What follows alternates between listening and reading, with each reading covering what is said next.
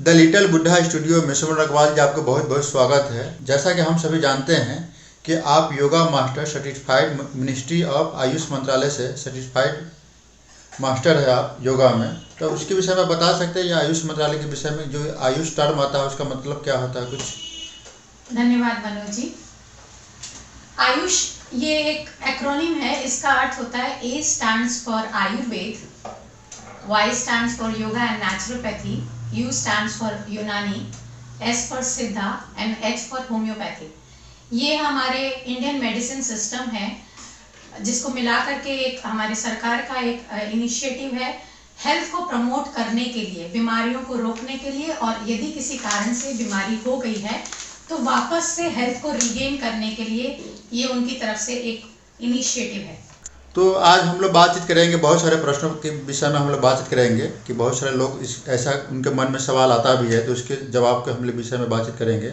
लेकिन आपसे सुमन अग्रवाल जी मुझे जानना है, और बहुत सारे लोग जानना भी चाह रहे हैं कि योगा के बारे में आप कुछ बता सकते हैं कि आज योगा एक्सरसाइज है या क्या है, कि एक डेली रूटीन हो गया है, क्या है, इसके बारे में कुछ बताएंगे? योगा क्या है? योगा को यूजुअली हम महज एक्सरसाइज या daily warm up, routine warm up की तरह से लेते हैं, बट योगा बहुत बड़ा सब्जेक्ट है। ये सिर्फ एक्सरसाइज तक नहीं टिका हुआ है। महर्षि पतंजलि, जिनको फाउंडर ऑफ योगा जो कहा जाता है, वो बताते हैं योग के 8 अंग हैं: यम, नियम, आसन, प्राणायाम, प्रत्याहार, धारणा, ध्यान, समाधि। तो इसमें आसन, ये फिजिकल एस्पेक्ट जो है वो उसका एक छोटा सा एक अंग है, ठीक है। और योग का मतलब सिर्फ एक रूटीन वार्म अप नहीं होता है, या आसन को भी हम ले तो सिर्फ वो एक रूटीन वार्म अप नहीं होता कि कहीं भी किधर भी, लेकिन वो हाथ पैर को थोड़ा सा मूव कर लेना सिर्फ वही योग नहीं है। ये बहुत इसका एक गहरा मीनिंग है। योग हमारे जीवन के हर डायमेंशन में, हर एस्पेक्ट में बैलेंस लेकर के आता है। श्रीमद् भगवद गीता में भगवान कृष्ण ने स्वयं बताया है, समत्वम योग उच्यते। योगा हमारे जीवन के हर क्षेत्र में बैलेंस बनाना, ये योग का काम है, यही योग है। चाहे वो कोई भी एस्पेक्ट हो, हमारा सामाजिक पारिवारिक जीवन हो, हमारा सामाजिक लाइफ हो, हमारा ऑक्यूपेशनल या हमारा बिजनेस हो, हमारा इमोशनल लाइफ हो, स्पिरिचुअल लाइफ हो, वो जीवन के कोई भी डायमेंशन हो, वहाँ वो बैलेंस बनाकर रखने का काम योग का है, वही योग है। और yoga is skill in action, yoga कर्मसु कौशलम, भगवद गीता में बताया है।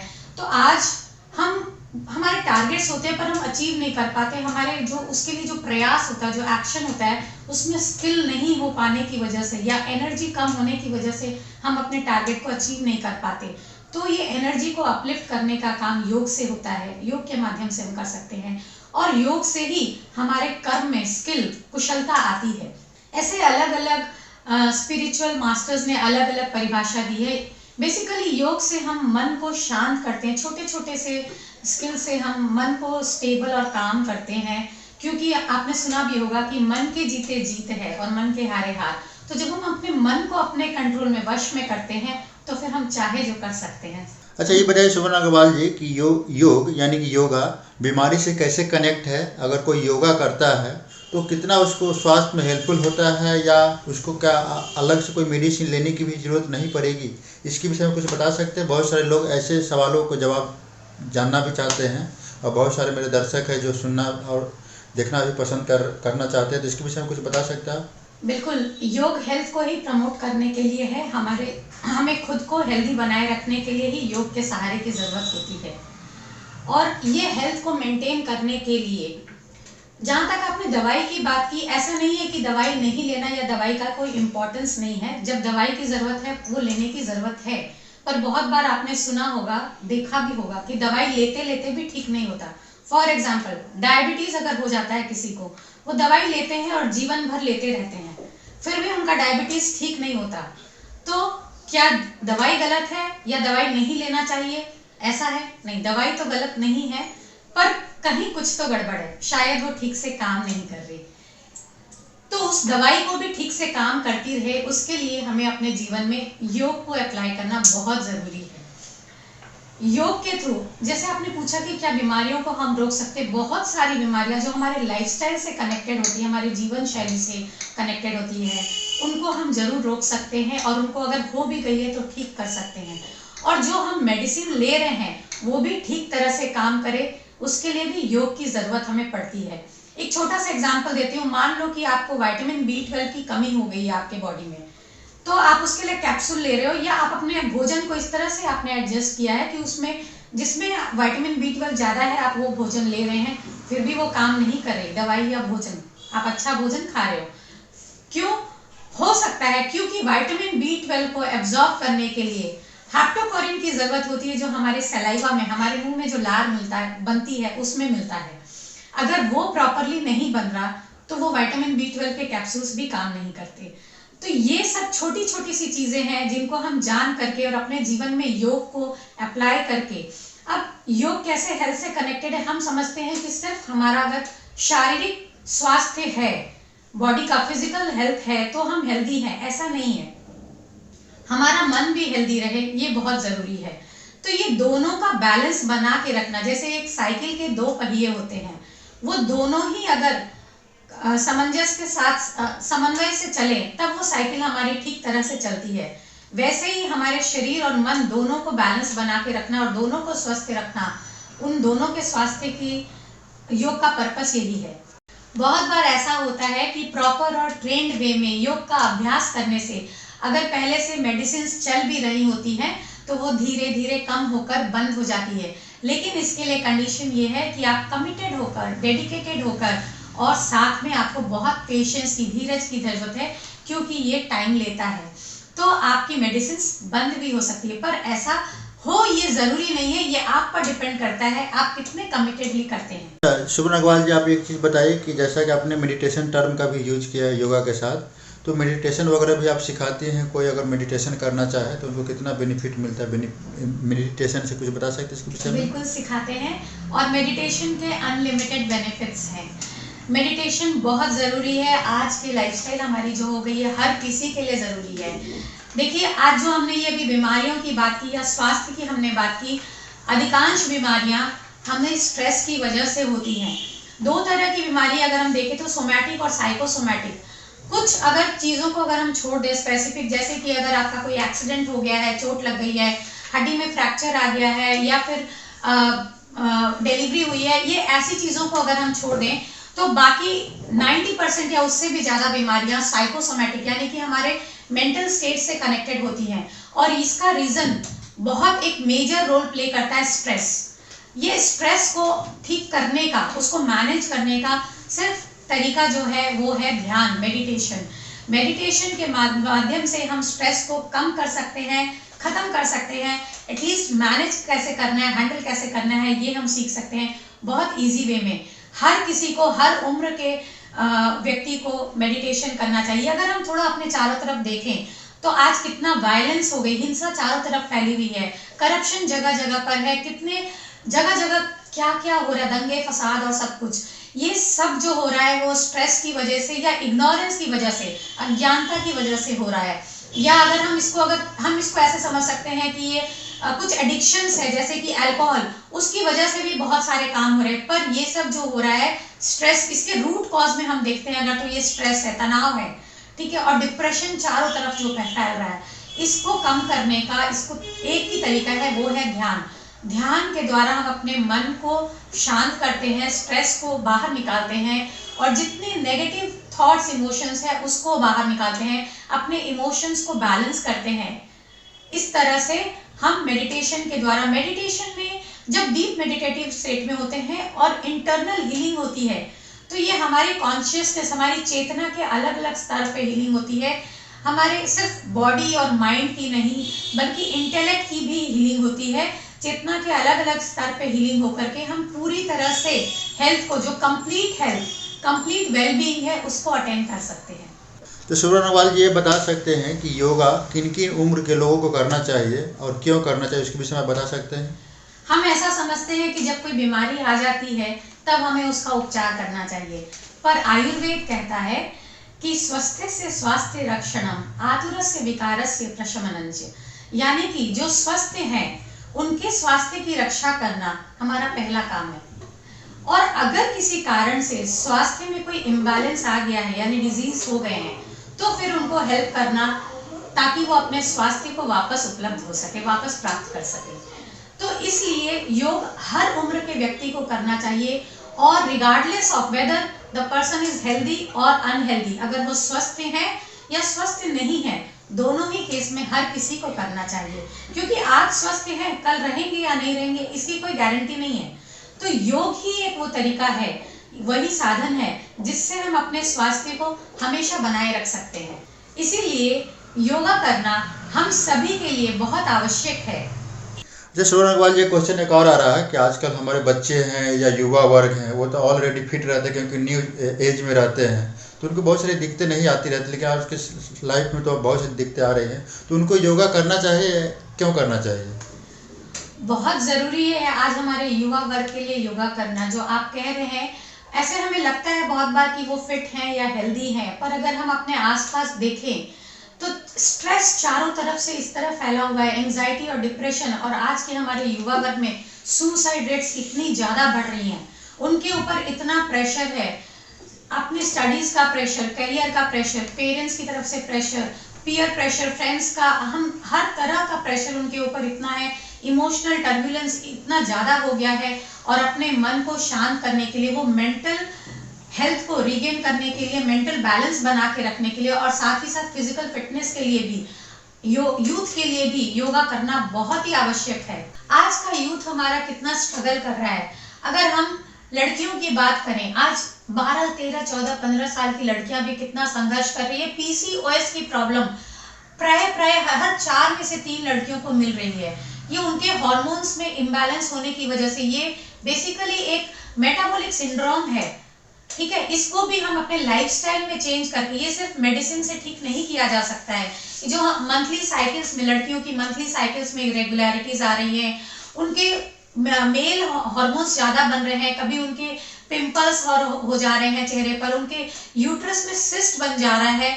ये सारी प्रॉब्लम्स को हम योग के माध्यम से और अपनी लाइफस्टाइल में चेंज करके ठीक कर सकते हैं, कम कर सकते हैं। तो यूथ में भी योग का उतना ही महत्व है जितना किसी भी और एज के लोगों में है।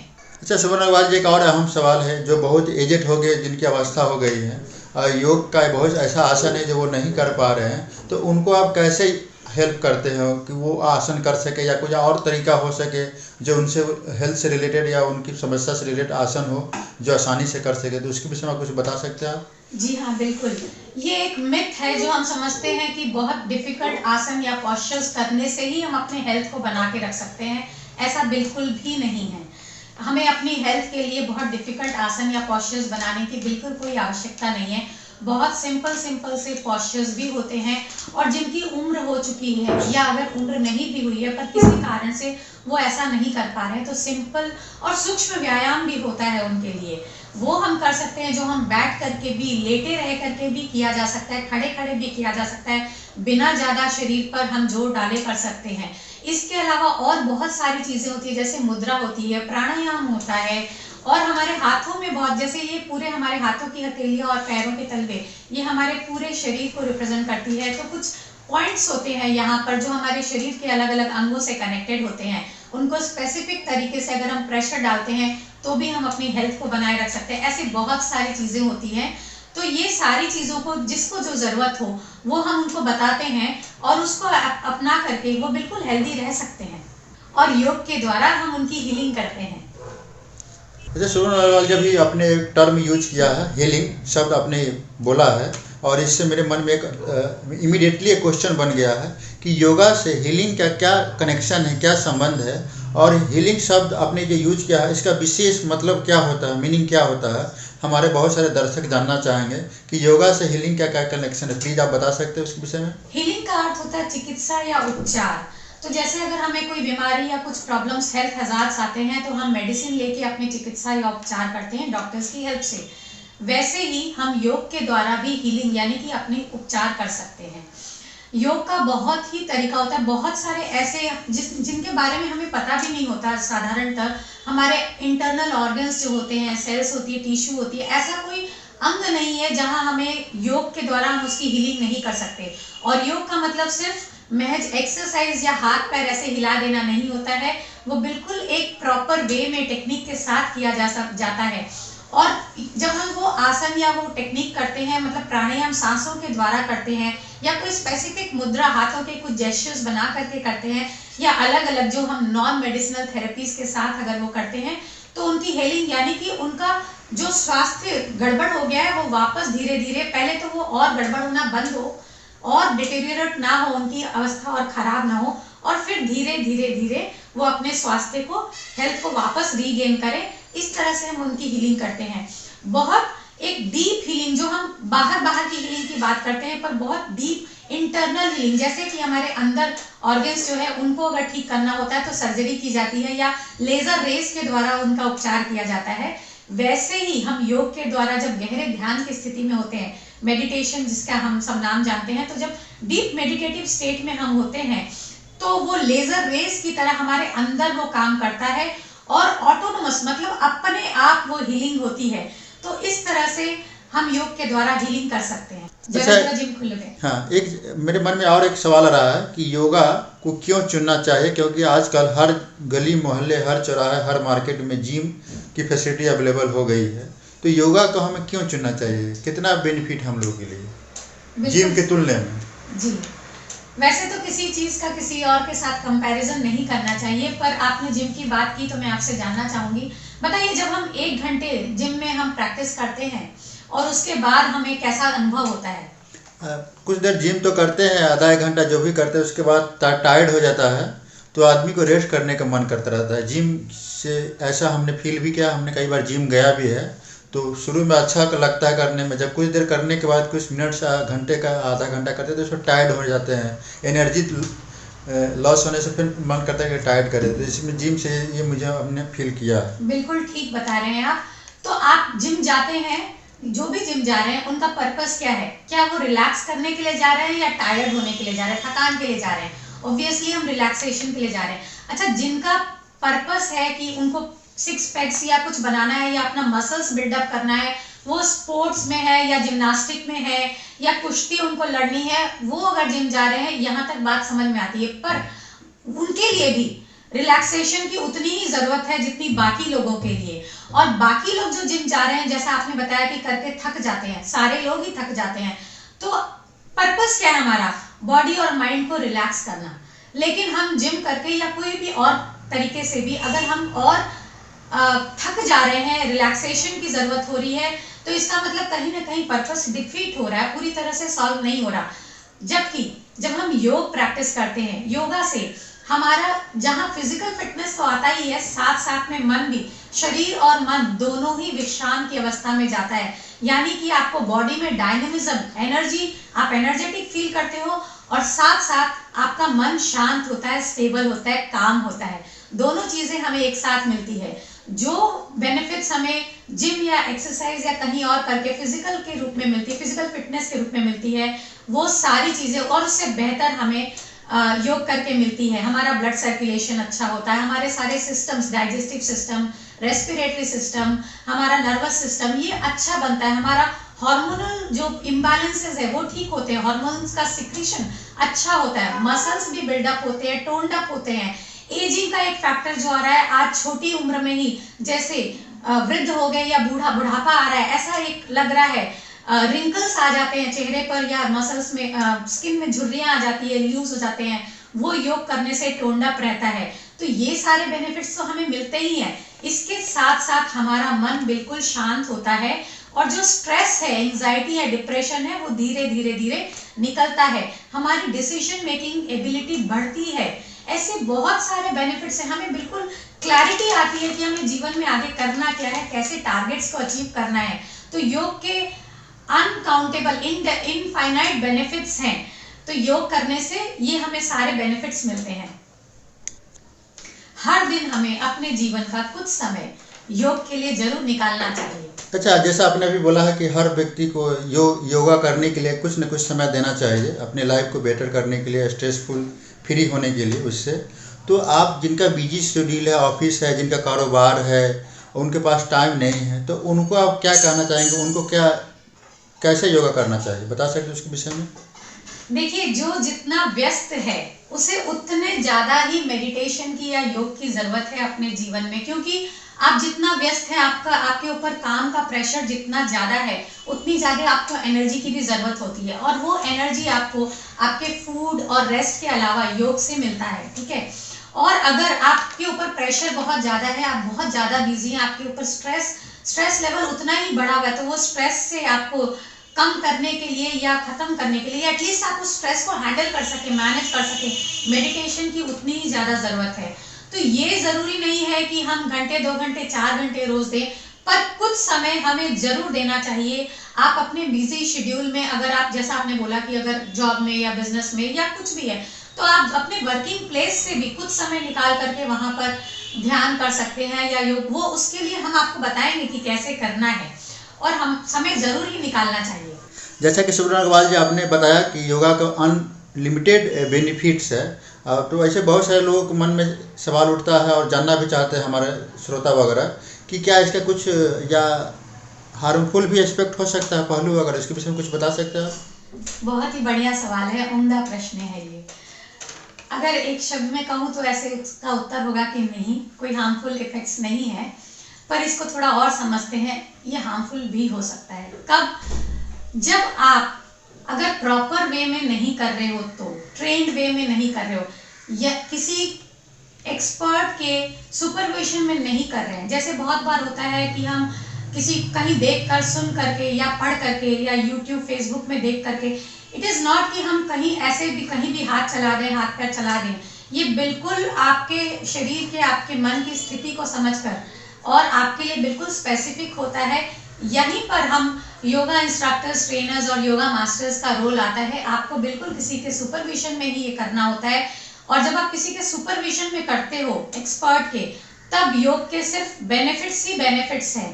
पर अगर आप अपने आप करते हो और वहां कहीं कुछ गलत हो जाता है, जैसे आपने YouTube पे कोई वीडियो ही देखा मान लीजिए, और उसमें आपने कुछ देख करके आप कुछ योगा प्रैक्टिस कर रहे हो, और मान लीजिए कि आपको ब्लड प्रेशर हाई रहता है, और वो उसमें आपको किसी और चीज के लिए बताया है कुछ, और आप वो कर रहे हैं अपने हेल्थ के लिए, बिल्कुल ठीक ही बताया हुआ, पर वो करने से हो सकता है आपका ब्लड प्रेशर और हाई हो जाए, तो वो आपको हार्मफुल इफेक्ट्स दे सकता है।